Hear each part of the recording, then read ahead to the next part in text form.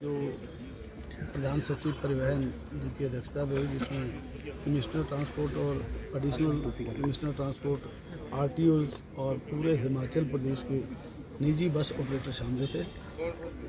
जनवरी में एक हिमाचल परिवहन विभाग ने एसटीयू के लिए एचआरटीसी के लिए एक स्कीम की अधिसूचना जारी की थी, जिस पर हिमाचल प्रदेश के निजी बस ऑपरेटरों ने अपने ऑब्जेक्शंस किए थे।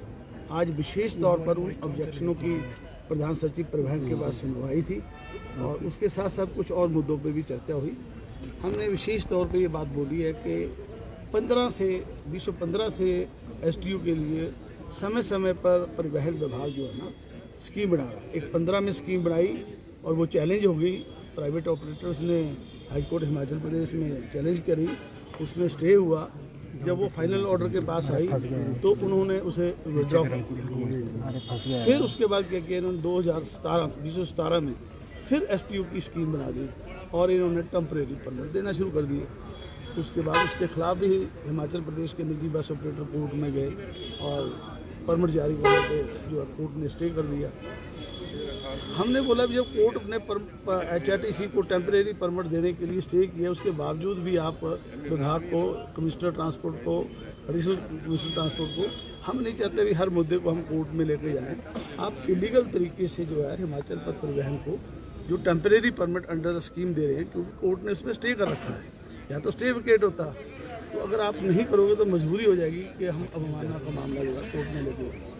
उन्होंने फिर उस स्कीम को दूसरी बार फिर विड्रॉ कर और शरारत के तहत फिर तीसरी बार अब स्कीम बना दी, जबकि हिमाचल पथ परिवहन निगम एसटीयू जो सेक्शन 99 में फाल करती है स्कीम, वो किसी भी आधार पर वो स्कीम बनाने के काबिल नहीं है। क्योंकि एक्ट कहता है वो एफिशिएंस होनी चाहिए, उसका एक्ट, उसका सिस्टम जो है एफिशिएंट होना चाहिए। एचआरटीसी कहीं भी एफिशिएंट नहीं है, ना एचआरटीसी को समय पे सैलरी दी जा रही है, जेएम की बसें इलीगल चल रही हैं। तो वो उन ऑब्जेक्शनों के ऊपर हमारे एडवोकेट्स भी आए थे, उन्होंने पूरे विस्तारपूर्वक उसको चर्चा को लिया और आज एक विशेष मांग की है हिमाचल के निजी बस ऑपरेटरों ने कि जो JNNRUM की बसें जवाहरलाल स्कीम के तहत यूडी गवर्नमेंट से, सेंट्रल गवर्नमेंट से 90% अनुदान से आई थी और वो 13 क्लस्टरों में चलनी थी, वो पिछले 10 वर्षों से क्लस्टरों में नहीं चली, जिसमें CWP 331/16, 17/27/17 और 17/27 पे जब उसमें सभी जगह जो है हिमाचल पथ परिवहन निगम इसमें हारी कि क्लस्टर से बाहर चला सकते हैं। फिर ये LPA में गए, डबल बेंच में 32/17 में LPA में गए और 24 में फैसला उनके खिलाफ है। आज हिमाचल प्रदेश के निजी बस ऑपरेटरों ने प्रधान सचिव को अवगत कराया कि पिछले 10 वर्षों से ये जेएनयू की बसें कुछ टाइम के लिए बंद हुई, जब कंटेम्प्ट हाई कोर्ट में पड़ी, जब वो विड्रॉ हुई तो आस्ता आस्ता फिर चल गई। ये 10 वर्षों में हिमाचल के निजी बस ऑपरेटरों के बराबर चली हैं, चाहे वो शिमला से सोलन है, चाहे शिमला से बिलासपुर है, चाहे वो कांगड़ा से पठानकोट है, चाहे वो नालागढ़ बद्दी परमाणु है।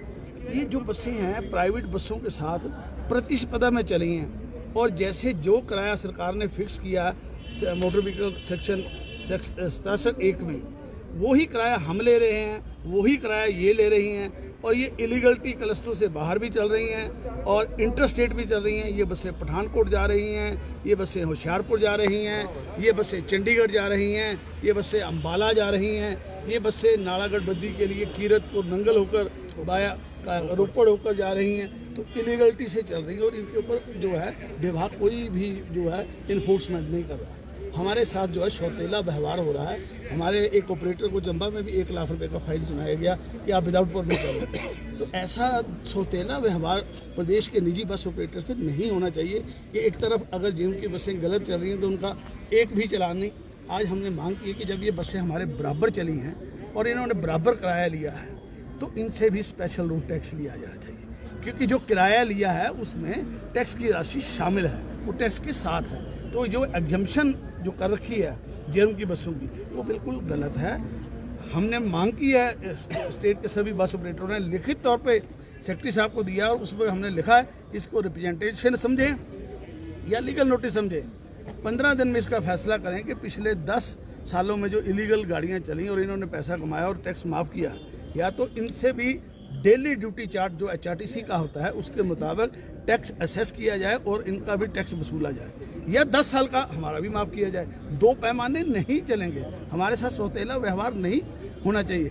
मेरा आपके माध्यम से हिमाचल प्रदेश के मुख्यमंत्री और उप मुख्यमंत्री के आगे हिमाचल के निजी बस ऑपरेटरों की ये मांग है कि हम भी एचआरटीसी के छोटे भाई हैं। केवल मात्र हर वक्त हर समय विभाग भी जो है वो शेल्टर देता है एचआरटीसी को, मॉनिटरिंग के तौर पे जो है केवल मात्र निजी बस ऑपरेटर ही आते हैं। चलानिंग जब होती है निजी बस ऑपरेटरों की होती है, कोई भी इन्फोर्समेंट काम करती है तो निजी बस ऑपरेटरों के ऊपर करती है, जबकि निजी बस ऑपरेटर समय समय पे जो भी सरकारें होती हैं, संबंधित पार्टियां होती हैं, उनको बढ़ चढ़ के जो है सपोर्ट करती हैं। एसीएस साहब ने आज क्या कहा है और 15 दिनों का जो अल्टीमेटम आपने दिया है, उसके बाद क्या कदम लेंगे?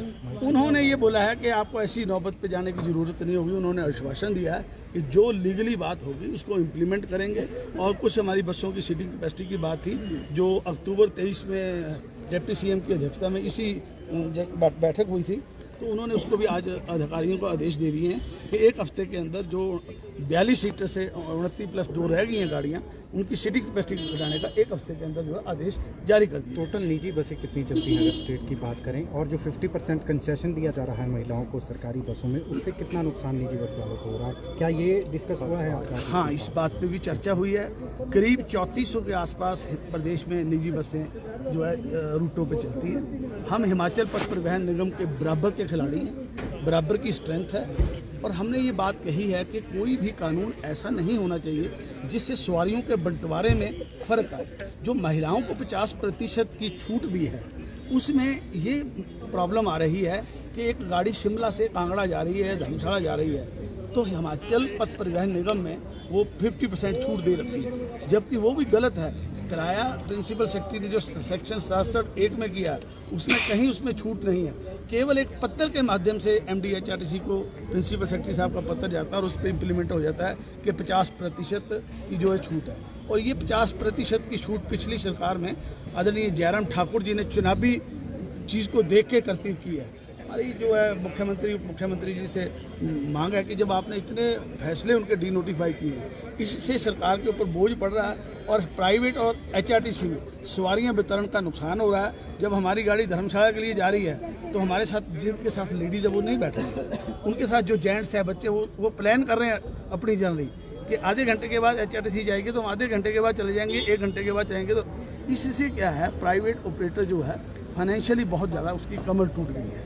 आज इस बात को भी चर्चा की और हमने प्रधान सचिव से कहा कि एक कानून एक जैसा बनाइए। अगर आप प्रदेश में महिलाओं को राहत देना चाहते हैं, हम उसमें बांधा कतई नहीं बढ़ना चाहते हैं, आप दीजिए, पर वो कानून प्राइवेट बसों में भी लागू करें और उसका जो कंपनसेशन आप जैसे HRTC को देते हैं उसी प्रकार चाहे आप टैक्स के रूप में चाहे सब्सिडी के रूप में वो सरकार जैसा भी तय करे, तो लोगों में ऐसा ना हो कि HRTC में ही जाना है। उसमें अनहेल्दी कंपटीशन से हिमाचल पथ परिवहन की लंबे दूरी की बसें जो हैं ओवरलोड हो रही हैं और प्राइवेट बसेस जो हैं वो 52 सीटों में 15-15 सवारियाँ जा रही हैं। ये गंदा काला कानून है, इसको वापस लिया जाए। जी, आपका अगला एक्शन प्लान क्या रहेगा? अभी देखते हैं, जब जो सरकार का फैसला आएगा उसके ऊपर पूरे प्रदेश की एक बैठक होगी, मंथन होगा, तो उसके मुताबिक जैसी स्थिति होगी वैसा निर्णय लिया जाएगा।